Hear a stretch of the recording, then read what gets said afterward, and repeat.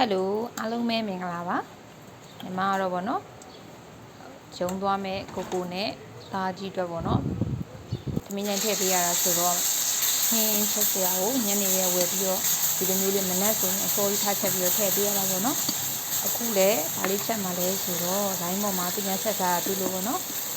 ကိုကပြန်ပြီးချက်စားကြည့်ရဗောမကြီးရွက်လေးရယ်ဘဲဥလေးရယ်ကိုဆက်ချင်လေးချက်မယ်နော်အရင်ဆုံးတက်တော်အနည်းဖြူကိုထောင်းထားတာလေးကိုရောင်နေမုံလေးနဲ့ရောထောင်းပြီးမှအပြင်မှုရောင်တက်တယ်နော်ပြီးတော့ရှင်မကြီးရွက်လေးထည့်ပြီးတော့လုံးလိုက်ပါတယ်ပြီးလို့ရှိရင်ကိုလိုချင်တဲ့လောက်ပေါ့နော်အရသာကိုငန်းပြားကြီးထည့်လဲရတယ်ပြီးရင်ငန်းပြားကြီးမကြိုက်ရင်လည်းစားဟင်းခတ်မုံ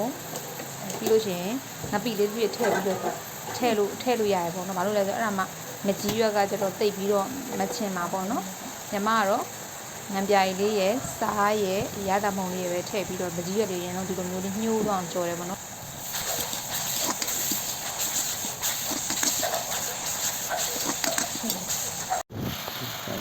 ဘဲဥယူမမကြီးမစားကျင်တဲ့အတွက်ဘဲဥကိုပြုတ်ထားပြီးတော့ပဲထက်ချမ်းချမ်းပြီးတော့ပဲထည့်ပြီးတော့ရှက်လိုက်ပါတယ်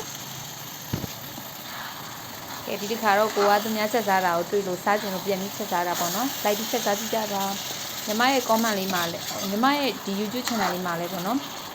ဘယ်လိုဟင်းလေးချက်စားလဲဘာမျိုးလေးစားလို့ကောင်းလဲလို့အကြံပြုပေးလို့ရပါတယ်ရှင်နောက်ဆုံးပေးကြရင်ငရုတ်လေးပပလေးကြိုက်ပြီးတော့ညှက်လိုက်ပါတယ်အားလုံးကျေးဇူးအများကြီးတင်ပါတယ်ညီမရဲ့ဗီဒီယိုတွေကိုကြည့်ပြီးတော့ဟင်းချက်တဲ့ idea တွေအများကြီးရကြပါစေရှင်ညီမတို့လည်းညီမတို့ရဲ့ idea လေးတွေကိုပြန်ပြီးတော့ sharing လုပ်ပေးကြပါအောင်နော်